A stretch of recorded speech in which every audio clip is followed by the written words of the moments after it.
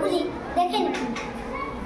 প্রথমে আমরা পার্টিসিপেন্টসকে ভাগ করে 8 ভাগে: noun, pronoun, adjective, verb, adverb, preposition, conjunction এবং interjection.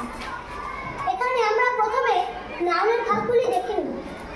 Noun: proper noun, common noun, material noun, collective noun, abstract noun. তারপরে আমরা প্রোনাউনের ভাগগুলিকে দেখে নেব। প্রথমে আসছে পার্সোনাল প্রোনাউন, তারপরে impersonal pronoun, positive pronoun, reflexive pronoun, demonstrative pronoun এবং ইনডেফিনাইট প্রোনাউন। তারপরে ডিস্ট্রিবিউটিভ প্রোনাউন এবং রিসিপ্রোকাল প্রোনাউন, ইন্ট্রোগেটিভ প্রোনাউন, সবশেষে রিলেটিভ প্রোনাউন। এরপরে আমরা অ্যাডজেক্টিভের ভাগগুলিকে দেখে নেব। প্রথমে আসছে adjective of quality, adjective of quantity এবং নিউমেরিক্যাল অ্যাডজেক্টিভ। তারপরে প্রপার অ্যাডজেক্টিভ, তারপরে আছে পজিটিভ অ্যাডজেক্টিভ, তারপর ডেমনস্ট্রেটিভ অ্যাডজেক্টিভ এবং ইন্টারোগেটিভ অ্যাডজেক্টিভ, সবশেষে ডিস্ট্রিবিউটিভ অ্যাডজেক্টিভ। এবারে আমরা জানবো ভার্বের ভাগগুলো।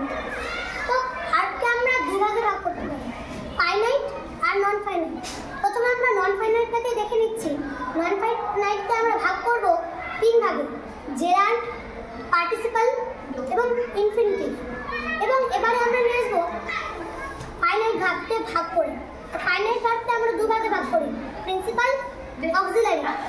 প্রিন্সিপাল ভাগকে আবার আমরা দুই ভাগে ভাগ করি, একটা স্ট্রং আর উইক। অক্সিলারি ভাগও 3 ভাগে হলো, একটা বিভাগ, অ্যাডভার্ব এবং বিভাগ। এরপরে আমরা দেখে নেব অ্যাডভার্বের ভাগগুলো। প্রথমে অ্যাডভার্ব অফ টাইম, তারপরে অ্যাডভার্ব অফ প্লেস, তারপরে অ্যাডভার্ব অফ ম্যানার, তারপরে অ্যাডভার্ব অফ ফ্রিকোয়েন্সি এবং adverb of order, adverb of cause and effect, adverb of affirmation and or negation, সবশেষে adverb of degree, number or quantity. প্রিপোজিশনের সাধারণত কোনো ভাগ হয় না, হয় প্রিপোজিশনের ভাগ আছে, সেগুলো পরে আমরা জানবো, ঠিক আছে? জানিয়ে দিব পরে, আমি অনেকগুলো ভাগ আছে। প্রিপোজিশনের ভাগটা পরে বলে দেবো, ঠিক আছে? ওটারও সিম্পল, ডাবল, কম্পাউন্ড আরও আছে, ওগুলো পরে বলে দেবো। চলো, কনজাংশন। এবারে কনজাংশন। প্রথমে কুমুলেটিভ কনজাংশন, তারপরে অ্যাডভার্সেটিভ কনজাংশন, অল্টারনেটিভ কনজাংশন এবং রিলেটিভ কনজাংশন।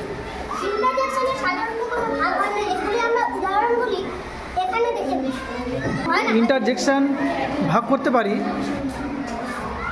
আবেগসূচক, যেটা দুঃখবোধক, আনন্দবোধক, বিস্ময়বোধক, এইভাবে, ঠিক আছে? এবার আমরা পার্ট অফ স্পিচগুলি উদাহরণগুলি দেখে নেব। প্রথমে নাম। নাম হচ্ছে নেমিং ওয়ার্ড, অর্থাৎ যেটা কোনো নাম বোঝাবে। তো এক্সাম্পল হচ্ছে কলকাতা, রাম, ইটিসি। এগুলি আমরা আরও উদাহরণ দিতে পারি, রাম, শ্যাম, যদু, মধু। তো এবার প্রোনাউন। প্রোনাউন হচ্ছে নামের পরিবর্তে যেটা বোঝায়, যেমন রাম ইজ এ গুড বয়। তো আমি রাম ইজ এ গুড বয় বারবার জোরে, রাম ইজ এ গুড বয়। এবার আমরা এখানে যদি রামকে ব্যবহার না করি তাহলে আমরা কি লিখতে পারি, যেমন he is a good boy বা Ram is a good boy, he goes to school every day. এরকম করে আমরা লিখতে পারি।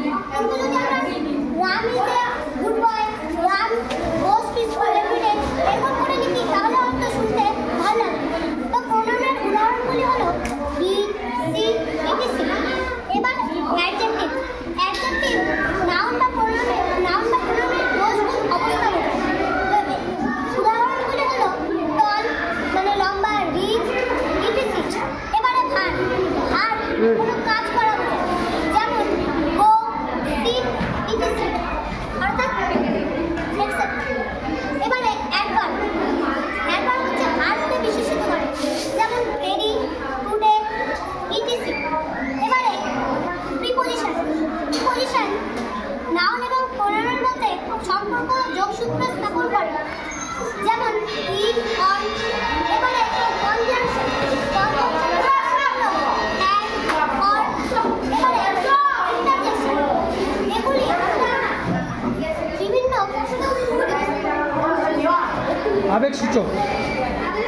সূচক বোঝাবে, সেগুলো ইন্টারজেকশন। আবেগসূচক বোঝায়, যেমন ওয়াও, ও, নমস্কার।